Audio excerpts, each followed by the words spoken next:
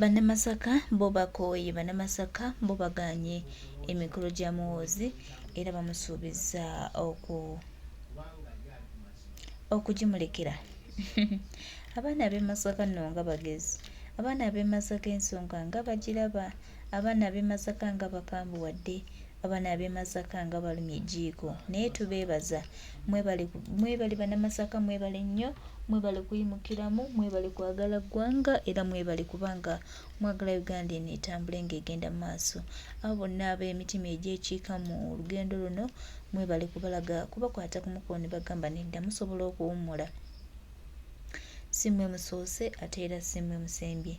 Bannange tuli basiimu nnyo bannamasaka mwenna abatala eddoboozi yammwe kuli Abannayuganda okulaba nga mulwanirira eggwanga lyaffe ng'ate litambulira ddala bulungi. Bannange tuli basiimu nnyo, twetaaga bondi eno egende ng'etambula. Tetwevaako, tusigane nga tumanyi tulina kye twagala ate era tukinywerereko.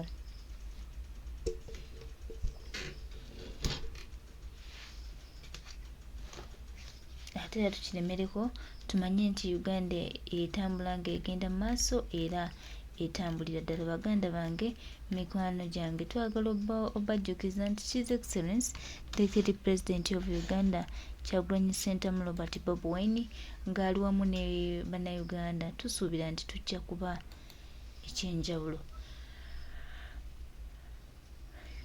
era Uganda yaffe ejja kununulwa. Bannange, abantu abamu bakola ebintu nga baagala tujja ku mulamwa naye tuli basiimu nnyo nti era tukyalina abantu abakyaliwo abakyagumye okulaba nga tutambuza eggwanga lyaffe.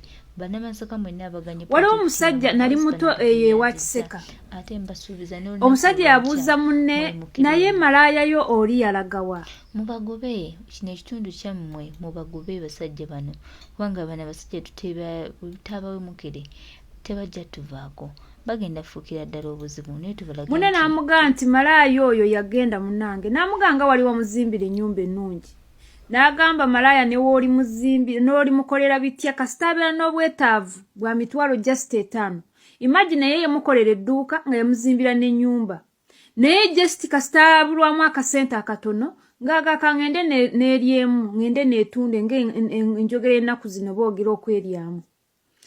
Kati zino malaaya zo niwe tetwetaaga malaaya mu Uganda okukyusa Uganda. Twetaaga mukazi mufumbo ayagala aw'okutuula nga bamuzimbidde ennyumba n'atuula n'amanya nti ono musajja wange katuyiiye mpaka we tunaafuna. Kubanga omuntu okeera n'akuzimbira ennyumba, Mpuuga twagimuzimbira Abannayuganda myaka 2 ali mu kulya ku Bannayuganda. Naye obwamalaaya bwa Mpuuga noono omusajja bwanika ne banne bonna gurupu gye mumanyi tejja kugwawo, obwamalaaya bubali mu musaayi. Omusajja agamba munne nti waliwo omuzimbira ennyumba ennungi ng'olina n'edduuka lye wamukolera, emitwalo 5 gimubeera gitya ng'ayinza okugenda neyeetunda, n'agamba munnaye ngaggalawo n'edduuka n'agenda neyeetunda n'akuŋŋaanya emitwalo 10 n'afuna egyo n'agenda n'anywamu omwenge. Kati zino malaaya tetuzeetaaga, zino malaaya wamabbala mu jangu zonna ozikuŋŋaanya ozitwale. Uganda twetaaga omuntu ayina omutima gwa ddala, omuntu omufumbi agenda okugumira ebizibu byaffe byonna. Nti ebizibu bye tulina bya bwavu, agenda otulaba tutya atuwabule nti Abannayuganda kati omusolo gwaffe guno tugenda sooka tukole kino. Kaakati we tunaddamu ne tufuna zino tumale tukole tuti. Twetaaga omuntu omu ye Kyagulanyi. Naye n'omutamiivu n'oyo taata we yali yajja kupakasa Kaddaama wa Ssekaddaama yamala dda ofuna naye nga omanyi Bassekaddaama bano tebasiima.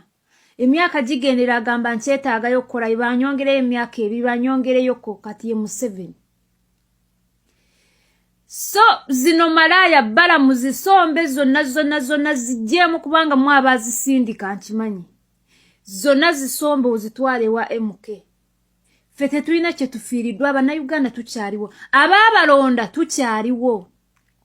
Abaana bagenda kujja beesimbewo, tugenda kujja twesimba abantu abalina omutima ogw'eggwanga, abaagala enguudo ennungi, abaagala amalwaliro amalungi, abaagala abantu abali obubi ng'abali eri Karamoja Museveni gy'asima Golodi, nabo bakyuse ku bulamu. abalaba ebintu ebibi ne tugaba mbi abalina omutima ogulumirirwa nga Kyagulanyi arudde mbagambe mu bayimbi bonna ye muntu eyafuna omutima ogulumirirwa abantu n'agamba wadde ndi bulungi munsondedde akasente akamala bannayuganda naye tetuli bulungi kimala njagala ffenna tubeere bulungi ye Kyagulanyi. Kati we tufuna omusajja mutetenkanya nga Kyagulanyi yeetaaga abakyala abafumbi abagenda okugumira ebizibu byonna bitugenda okuyitamu so si zino malaaya zimpuuga ezo zimalaaya mutwale zonna.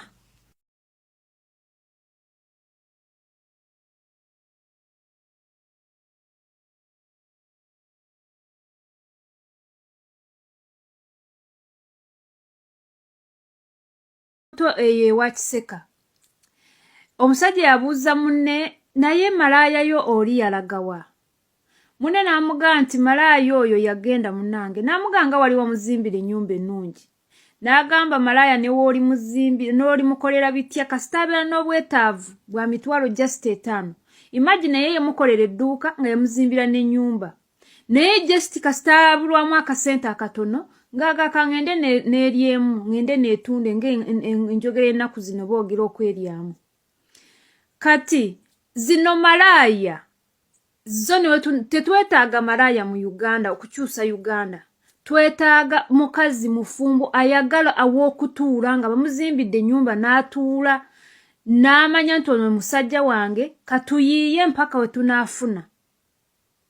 Kubanga omuntu okeera n'akuzimbira ennyumba mpuuga twagimuzimbira Abannayuganda myaka 2 ali mu kulya ku Bannayuganda. Naye obwamalaaya bwa mpuuga noono omusajja bwanika ne banne bonna gurupu gye mumanyi tejja kugwawo obwamalaaya bubali mu musaayi. Omusajja agamba munne nti waliwo omuzimbira ennyumba ennungi ng'olina n'edduuka lye wamukolera emitwalo 5 gimubeera gitya ng'ayinza okugenda ne yeetunda n'agamba munnaye nga ggalawo n'edduuka n'agamba ne yeetunda n'akuŋŋaanya emitwalo 10 n'afuna egyo n'agamba n'anywamu omwenge. Kati zino malaaya tetuzeetaaga. Zino malaaya wamabbala mu jangu zonna ozikuŋŋaanya ozitwale. Uganda twetaaga omuntu ayina omutima gwa ddala omuntu omufumbi agenda okugumira ebizibu byaffe byonna. Nti ebizibu bye tulina bya bwavu agenda otulaba tutya atuwabule nti Abannayuganda kati omusolo gwaffe guno tugenda sooka tukole kino. Kaakati we tunaddamu ne tufuna zino tumale tukole tuti. Twetaaga omuntu omu ye Kyagulanyi. Naye n'omutamiivu n'oyo taata we yali yajja kupakasa Kaddaama wa Ssekaddaama yamala dda ofuna neera nga omanyi Bassekaddaama bano tebasiima. Emyaka gigendera agamba nkyetaagayo okukola banyongereyo emyaka 2 banyongereyoko kati ye mu 7. So zino malaaya bbala muzisombe zonna zijjeemu kubanga mwabazisindika nkimanyi. Zonna zisombe ozitwale wa MK. Ffe tetulina kye tufiiriddwa Abannayuganda tukyaliwo. Abaabalonda tukyaliwo. Abaana bagenda kujja beesimbewo tugenda kujja twesimba abantu abalina omutima ogw'eggwanga abaagala enguudo ennungi abaagala amalwaliro amalungi abaagala abantu abali obubi nga abali eri Karamoja Museveni gy'asima Golodi nabo bakyuse ku bulamu. Abalaba ebintu ebibi ne tugaba mbi abalina omutima ogulumirirwa nga Kyagulanyi arudde mbagambe mu bayimbi bonna ye muntu eyafuna omutima ogulumirirwa abantu n'agamba wadde ndi bulungi munsondedde akasente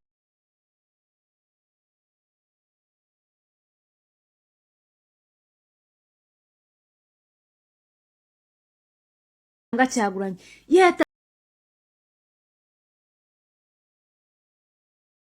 buli 10 yamani kyekiri Baganda bange kansubire nti muli kiriya yamani katufune ku kyokuyiga ku lw'obulungi bw'eggwanga lyaffe Uganda.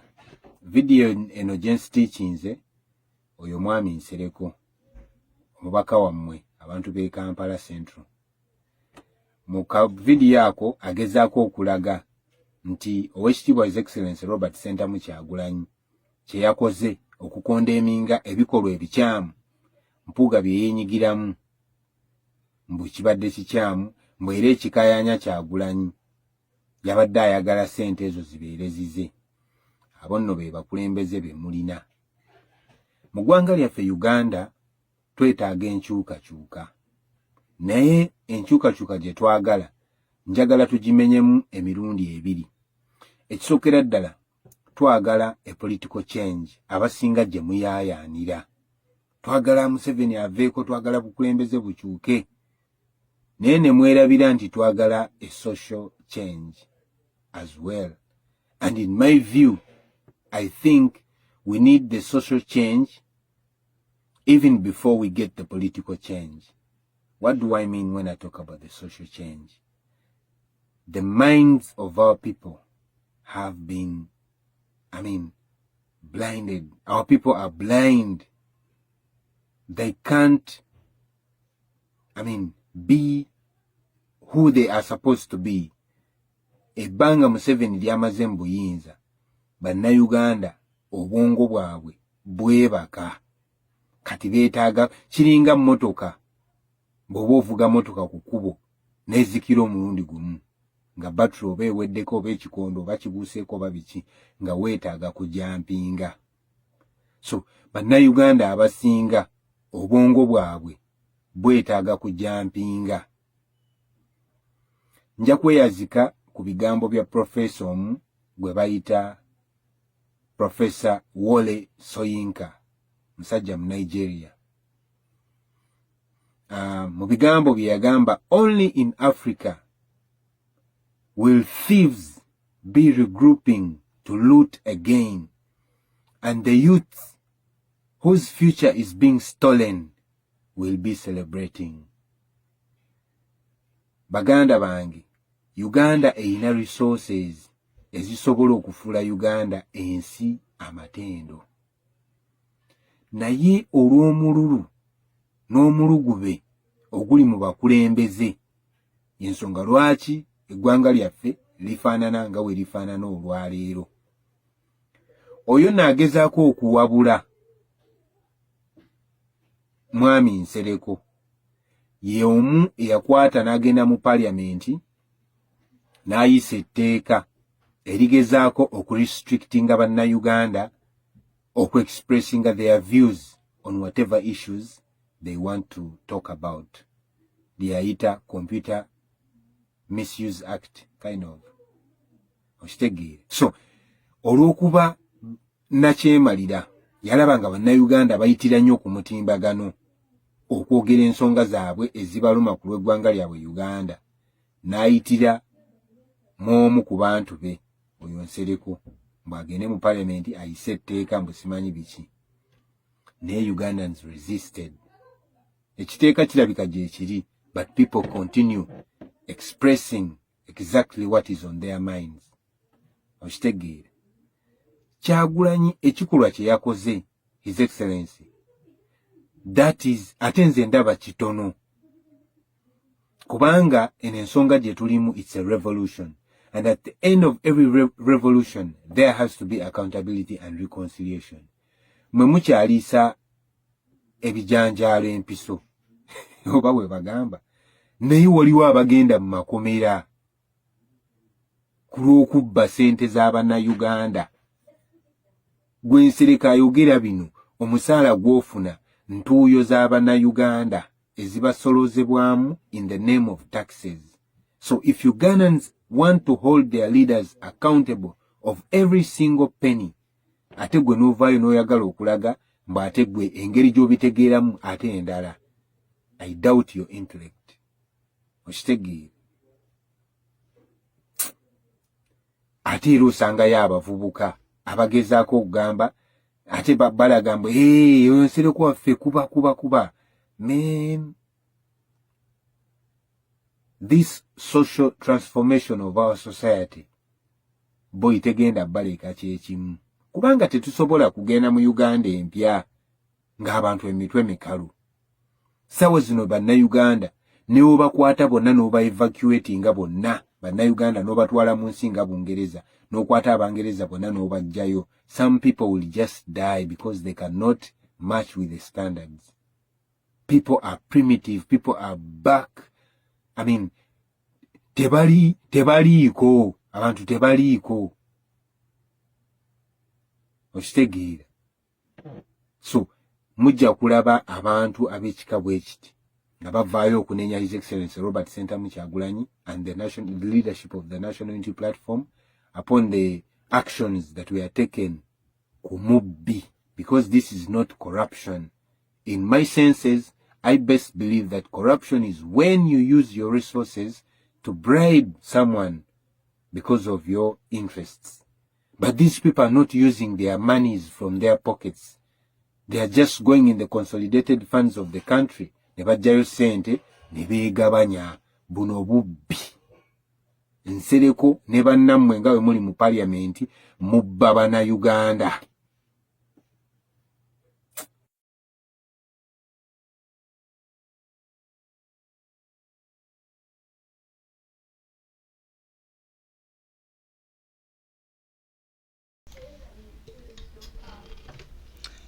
Embeera bwetyo bweri mu bitundu ebya Masaka. Akabinja ka Muhoozi paka stoppingidde budde nga bukyali tetwagala tetulina budde bwe yakufunira omuzigo leero otambula ekololo nga bifulukwa kati byebijjuddemu tewali wadde kapa esala abantu bagenda dda kisaasi kyanja kati gye basula n'okubategeeza nti kyobulaba ebizimbe mu Munyonyo kati bikadde ebipya birikiira otya ne bwe nayagala okulemerako ne bwe nayagala okukola ki Okisegeera mukyala Simpoke Madam Advisor